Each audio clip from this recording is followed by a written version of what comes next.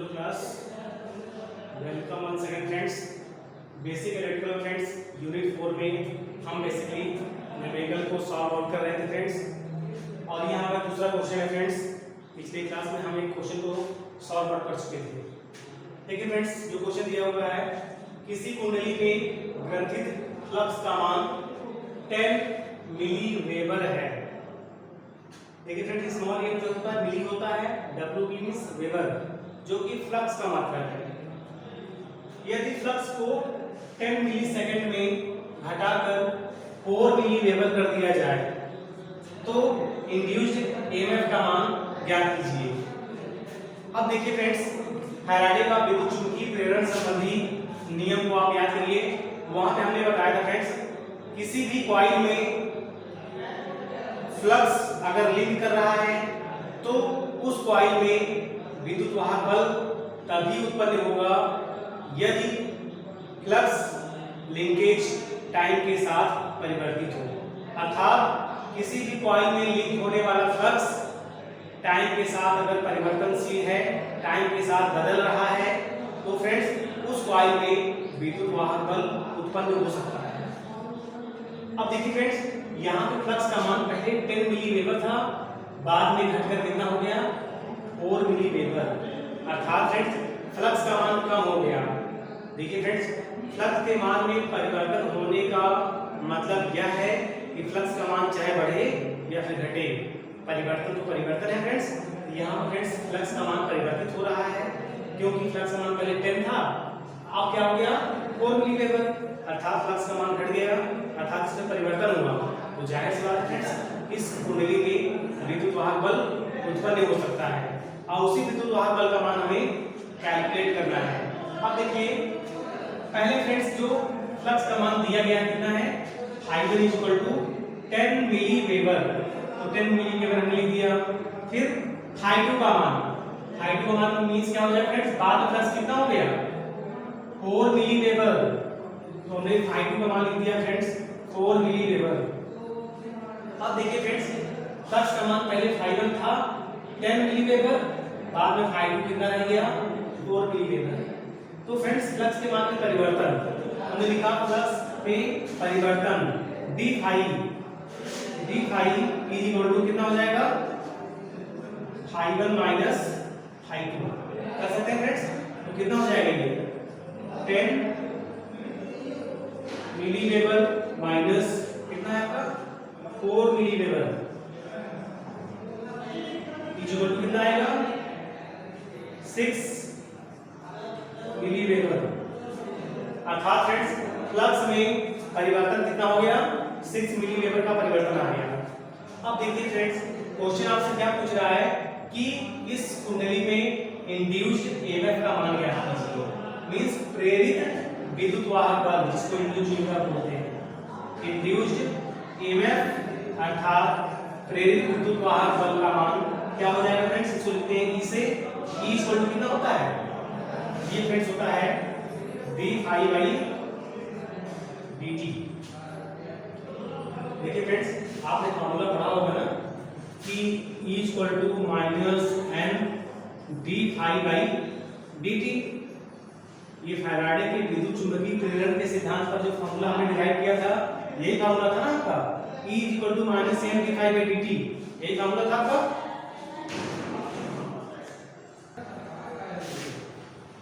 तो फ्रेंड्स यहाँ हम बात कर रहे थे E equal to minus n d phi by dt। यह क्या था आपका नंबर ऑफ टर्न्स। अगर आपका फ्रेंड्स क्वेश्चन में टेबल की संख्या नहीं दी गई है तो हम n इक्वल टू 1 मान लेंगे, ठीक है। यहाँ पे हो जाएगा फ्रेंड्स n इक्वल टू 1 हो जाएगा। और फ्रेंड्स माइनस साइन हमने बताया था आपको कि लेंथ लॉ से आता है, ठीक है, लेंथ को नियम को दर्शाता है ये, ठीक है। तो फ्रेंड्स इस माइनस साइन को हमने इग्नोर कर दिया, E इक्वल टू हो जाएगा d फाई बाई dt, क्योंकि सिंपली हमें विद्युत वाहक बल का मान निकालना है फ्रेंड्स। n का मान अगर नहीं दिया है तो 1 मान लीजिए। अब देखिए फ्रेंड्स, फ्लक्स में परिवर्तन दिखाई आ गया आपका, नीचे दिया d phi by dt। dt क्या है फ्रेंड्स, समय में होने वाला परिवर्तन या कितने समय में फ्लक्स में परिवर्तन हो रहा है। तो फ्लक्स में परिवर्तन फ्रेंड्स है 6 मिली वेबर अपान हो जाएगा कितने समय में, कह रहा है 10 मिली सेकेंड में हो रहा है, तो 10 मिली सेकेंड तो फ्रेंड्स देखिए ये आपका मिली से मिली कैंसिल आउट हो जाएगा, तो कितना आएगा ये क्वेश्चन आपका आएगा फ्रेंड्स इसमें 0.6 वोल्ट आ जाएगा। ठीक है फ्रेंड्स, तो इस कॉइल में इंड्यूस होने वाला, प्रेरित होने वाला विद्युत वाहक बल का मान कितना आ जाएगा फ्रेंड्स 0.6 वोल्ट आ जाएगा। ठीक है फ्रेंड्स, तो फ्रेंड्स हमने इस प्रॉब्लम को इस प्रकार से सॉल्व आउट किया। ऑब्जेक्टिव पॉइंट ऑफ व्यू से फ्रेंड्स इस टाइप के छोटे छोटे क्वेश्चन आपसे पूछे जा सकते हैं। इसी पर आधारित फ्रेंड्स एक क्वेश्चन हम और सॉल्व आउट करते हैं, इसी पे आधारित है क्वेश्चन। ओके क्लास, तो ये तीसरा आपका निकल लिए।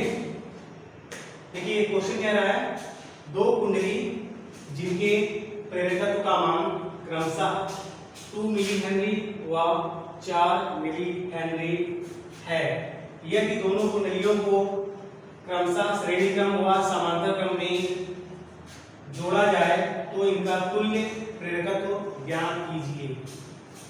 अब देखिए फ्रेंड्स कुंडली जिसको हम कॉइल बोलते हैं, अब देखिए यहाँ कॉइल से आप डरिएगा मत, कॉइल आपका मींस सिंपली आपका ये कॉइल हो गई, ठीक है, इसी को हम कॉइल बोलते हैं।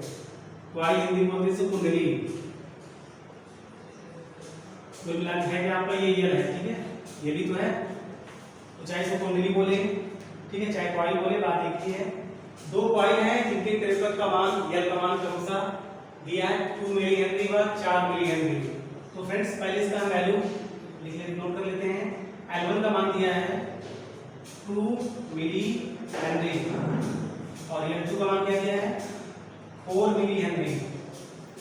ठीक है, अब कह रहा है फ्रेंड्स कि दोनों कुंडलियों को क्रमशः श्रेणी क्रम व समांतर क्रम में जोड़ने पर, अब देखिए श्रेणी क्रम कहने का मतलब ये है उसका कि हम दोनों कॉइल्स को दिखा सकते हैं इस प्रकार से।